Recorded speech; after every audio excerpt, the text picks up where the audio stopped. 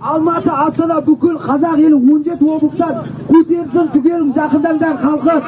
Жарайды, 70 жыл ата-бабам СССР-дің құлы болды. Құлдықта өмір сүрді. 30 жыл біз мына биліктің 30 жылында, 30 жыл биліктің қол астында жүріп келеміз. 100 жыл өтті ғой халқым. Жарайтын шығар, жиналыңдар, көздерің ашылсын. Біздің халық оянды, бірақ орнынан тұра алмай отыр халықтарым. Тұрыңдар қазақ елі, жарар, қорықпаңдар. Еркек тоқты құрбандық, тек қана бірігіңдер. Халқым, жарайды. 30 жыл өміріміз өтіп кетті, құрметті достар. Халықтар, күш бірлікте қазақ елі жиналыңдар. Барлығымыз бірге боламыз. Қазақ елі алға.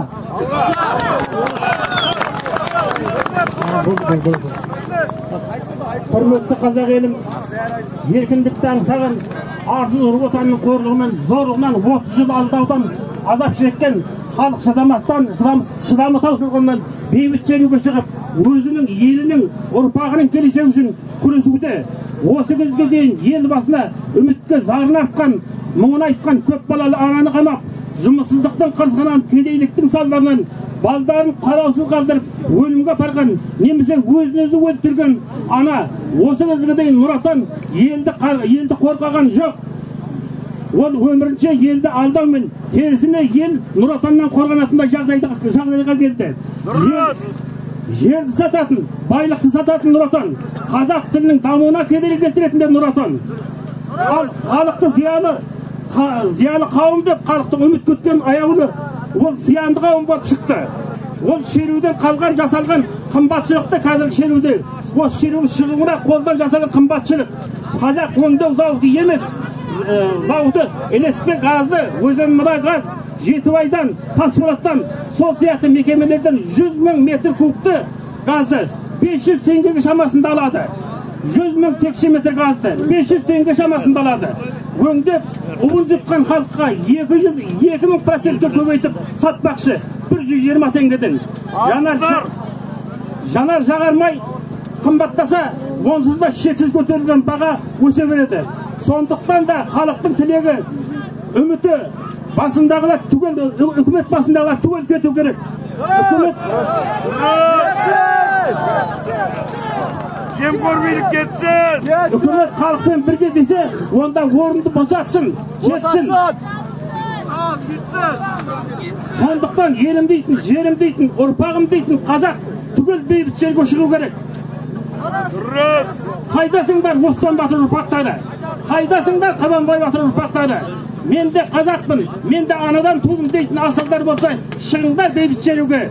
Бүкіл мына Маңғыстауды халқын қолдаңдар. Бұл тек Маңғыстаудың халқына емес, бүкіл қазақ халқына, бүкіл Қазақстандыққа тиесілі нәрсе. Сондықтан барлығыңызды тек бейбіт шеруге, жақсылыққа, ынтымақтыққа, бірлікке шақырамын. Шығыңдар ұлтым. Ассалаумалейкум халқым. Аузу биллахи минеш-шайтанир-ражим. Бисмиллахир-рахманир-рахим. Я айюхан-нас, инна халақнакум ва джаалнакум шуубан ва қабаилан литарафу инна акрамакум индаллахи атқакум.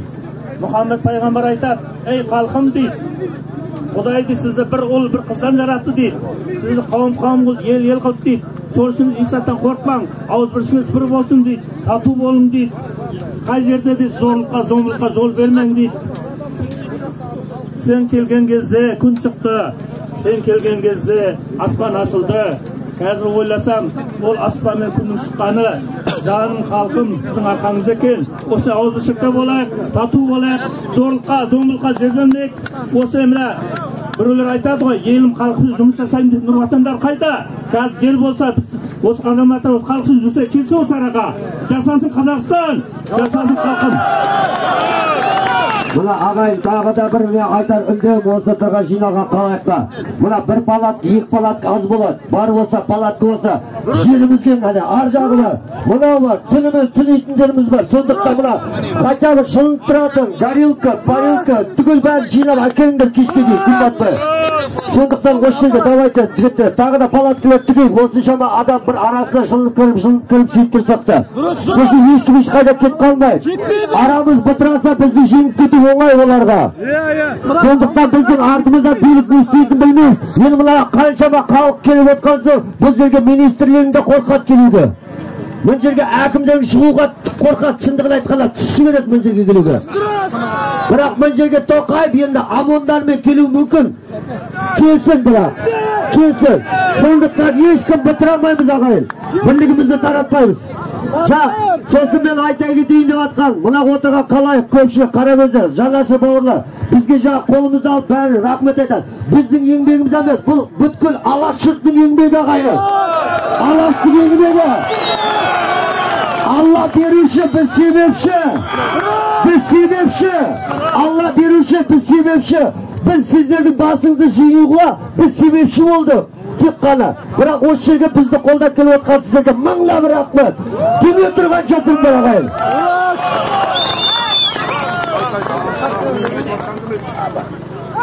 Апаншар. Айтыңыз.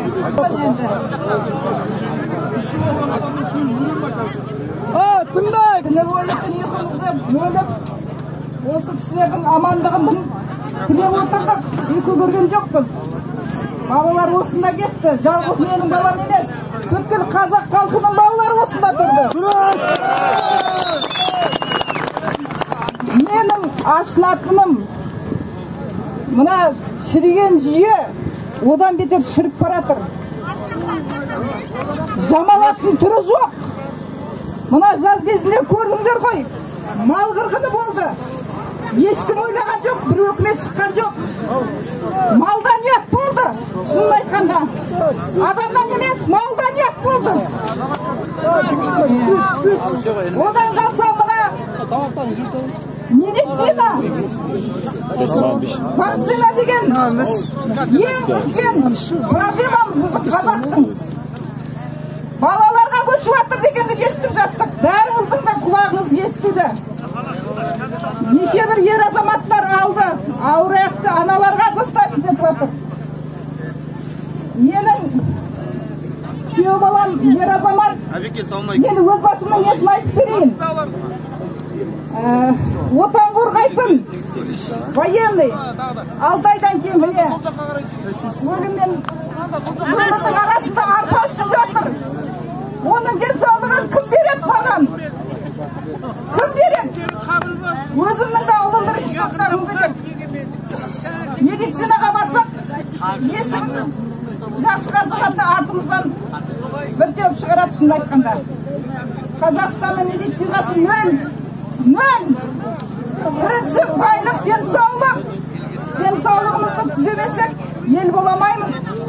Көбей алмаймыз. Өстіп құлды келеміз. Мен мына жүйені көрсем, баяғы сары байлардың заман еске түспеден ит байлардың. Жеп, сүйенім лақтырып отыратын.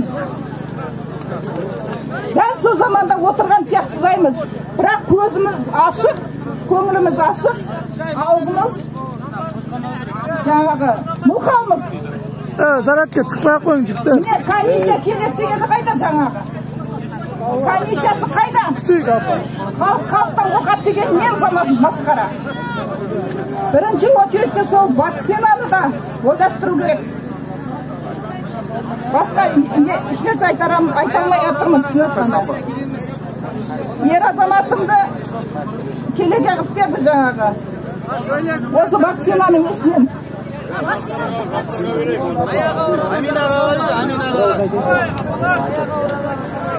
Ай ағайын, ай сәл тыныштайық. Мына жерде қазір хабар келіп жатыр. Атырауда Теңгизде біздің бауырлар ОМОНстармен қырылып жатыр деген хабар айтып келіп тұр жігіттер. Міне WhatsApp'та бар деп жаңа аша алмай жатыр, сет жоқ. Ал егерде ол рас болатын болса, біз ескертеміз. Соны ОМОНдар кейін қайтсын, біздің ана бауырларға қол үшін тегізбесін. Егерде әлде де жалғасып жатқан болатын болса, 2 сағаттан кейін акиматты басып аламыз.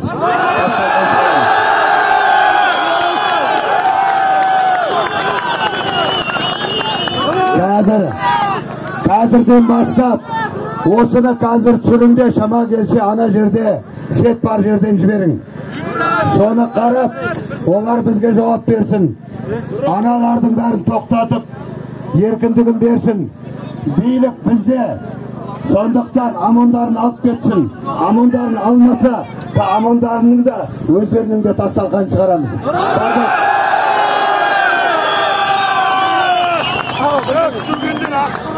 Сондықтан Атыраудағы Теңгіздегі бауырлар, біз сіздермен біргеміз. Біз сіздерді қолдаймыз. Сендерді қалайда болмасын, жапқан болатын болса, бізге хабар жіберің ат жөндеріңменен. Біз сендерді босатуға талап етеміз. Сіздер ойламаң бауырлар, Маңғыстауда тек қана адайлар тұр екен деп. Мен де сол адайдың бірімін. Бірақ бөлінбей, мына жерде бар ұрудан бар, барша Алаштан бар. Біз бәріміз ағайынбыз. Бәріміз осы жерде тұрғаннан кейін.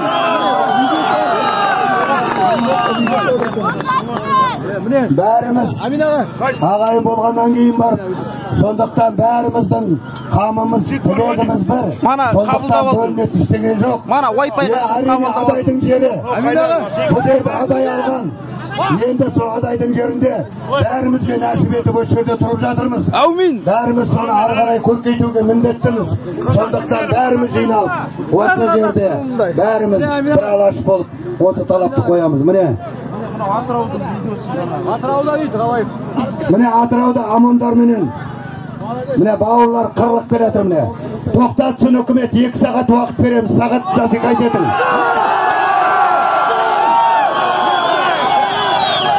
Екі сағаттың ішінде тоқтатпасаңдар, акиматыңды басқасында бәрінде тасталған шығарамыз. Ағайын, мына бүгінгі число 4-ма, бүгін 4-ші қаңтар 2022 жыл сағат 4:35.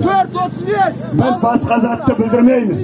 Тек қана акиматқа жаппай кіреміз.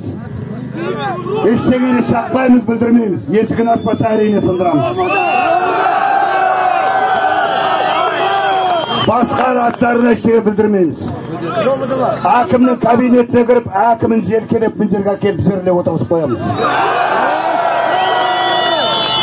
Сондықтан қазір үкімет басын көтермесін. Ана амандарын кейін қайтып алсын. Мына жердегі амандарға да ескерту. Bir rет қыңқ ететін болсаңдар, аяқтың астында тапталасыңдар.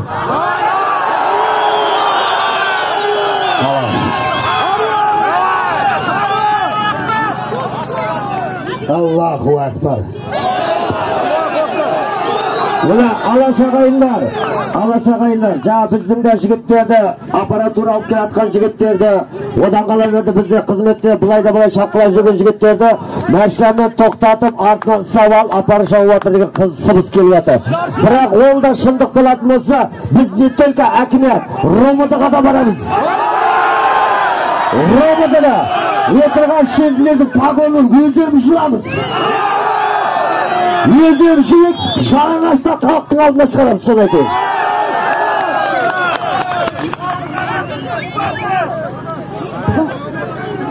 Bizim қазақ халқымыз, балалар,